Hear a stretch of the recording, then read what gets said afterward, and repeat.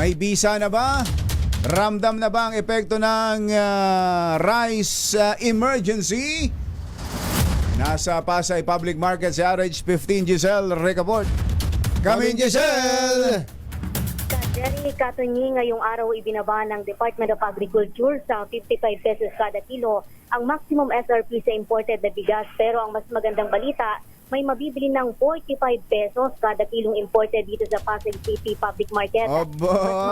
Mas mababa na rin yan, Jerry, doon sa target pa ng DA na ibaba sa 46 pesos kada kilo yung MSRP sa susunod na buwan. Ayon dito sa mga retailer na ayaw nang humarap sa kamera, mahigit 3 buwan na raw o noon pang Nobyembre sila nagbebenta ng ganito kamurang imported. Karaniwan nilang suke yung mga nagkakarinderya o yung may mga negosyo ng kainan. Kapag ibinababa raw ng importers yung presyuhan, binabawasan din nila yung presyo sa retail kung saan nasa 5 piso ang kanilang tinutubo sa kada kilo ng butil. Meron ding 47 hanggang 48 pesos kada kilong imported dito sa pamilihan at karamihan sa mga retailer tumatalima naman sa bagong MSRP ng DA.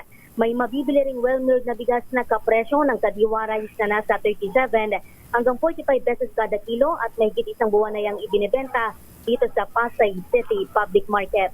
Ito si Giselle Recaport para sa DZRH, una sa Pilipinas, una sa Pilipino. Thank you, Giselle.